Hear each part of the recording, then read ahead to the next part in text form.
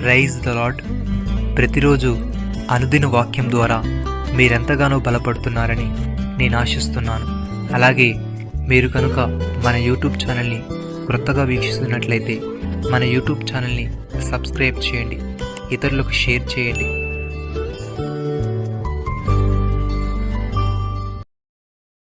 కుమారుని యందు విశ్వాసముంచువాడే నిత్య జీవము గలవాడు. కుమారునికి విధేయుడు కానివాడు జీవము చూడడు గాని దేవుని ఉగ్రత వాని మీద నిలిచియుండును. యోహాను సువార్త 3వ అధ్యాయము 36వ వచనము. ప్రియమైన సహోదరి సహోదరులారా, యేసై క్రీస్తై ఉన్నాడని నమ్ము ప్రతివాడును దేవుని మూలముగా పుట్టి ఉన్నాడు. పుట్టించిన వారిని ప్రేమించి ప్రతివాడును ఆయన మూలముగా పుట్టిన వారిని ప్రేమించును. మనము దేవుణ్ణి ప్రేమించుచు ఆయన ఆజ్ఞలను నెరవేర్చిన వారమైతిమా దేవుని పిల్లలను ప్రేమించుచున్నామని దాని వలనే ఎరుగుదము. మనం ఆయన ఆజ్ఞలను గైకొనుటియే దేవుని ప్రేమించుట. ఆయన ఆజ్ఞలు భారమైనవి కావు. దేవుని మూలంగా పుట్టిన వారందరూ లోకమును జయించుదురు. లోకమును జయించిన విజయము మన విశ్వాసమే. యేసు దేవుని కుమారుడని నమ్మువాడు తప్ప లోకమును జయించువాడు మరి ఎవడు?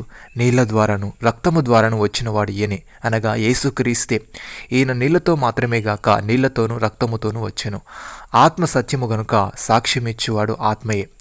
సాక్ష్యమిచ్చువారు ముగ్గురు, అనగా ఆత్మయు నీళ్లును రక్తమును. ఈ ముగ్గురు ఏకీభవించి ఉన్నారు. మనం మనసుల సాక్ష్యమును అంగీకరించుచున్నాము కదా.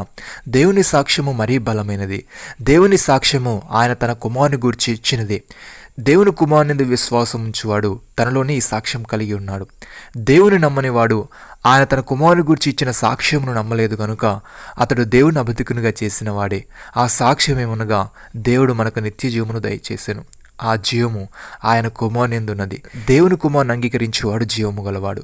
దేవుని కుమారుని అంగీకరింపని వాడు జీవము లేనివాడే. ప్రియమైన సహోదరి సహోదరులారా, మనము దేవుని పిల్లలమని పిలువబడినట్లు తండ్రి మనకెట్టి ప్రేమను అనుగ్రహించినో చూడుడి.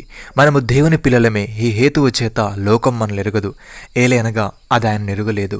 ప్రియులారా, ఇప్పుడు మనము దేవుని పిల్లలమై ఉన్నాము. మనకి ఏమవుదుమో అది ఇంకా ప్రత్యక్షపరచబడలేదు, కానీ ఆయన ప్రత్యక్షమైనప్పుడు ఆయన ఉన్నట్లుగానే చూతుము గనుక ఆయనను పోలి ఉందుమని ఎరుగుదుము. ఆయన యందు ఈ నిరీక్షణ పెట్టుకున్న ప్రతివాడును ఆయన పవిత్రుడైనట్టుగా తను పవిత్రునిగా చేసుకొనును. పాపము చేయి ప్రతివాడును ఆజ్ఞాతిక్రమించును.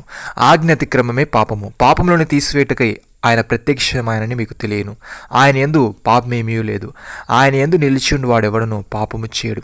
పాపము చేయవాడెవడను ఆయనను చూడను లేదు, ఎరుగను లేదు. నమ్మిన వారు నాతో కలిసి ప్రార్థనలు ఏకీభవించండి. మమ్మల్ని మికిలిగా ప్రేమిస్తున్న మా ప్రియ పరలోకపు తండ్రి, మీరు మాకు ఇచ్చిన వాగ్దానాన్ని బట్టి మీకు స్తోత్రములు. దేవా, మేము ఏమవుదామో అది ఇంకా ప్రత్యక్షపరచబడలేదు, కానీ నీవు ప్రత్యక్షమైనప్పుడు నిన్ను ఉన్నట్లుగా నేను చూతము గనుక నేను పోలి యందు ఎరుగుదుము. నీ యందు ఈ నిరీక్షణ పెట్టుకుని మేము నీవు పవిత్రుడైనట్లుగా మమ్మల్ని మేము పవిత్రము చేసుకునే వారముగా ఉంటకు కృపచూపమని, లోకమును జయించే విశ్వాసము మాలో ప్రతి ఒక్కరికి మీరే దయచేయమని, మీరు మాకు ఇచ్చిన గొప్ప రక్షణ భాగ్యమును బట్టి మీకు వందనాలు చెల్లిస్తూ ప్రభు అయిన యేసు క్రీస్తు నామములో ప్రార్థిస్తున్నాము తండ్రి. ఆమేన్.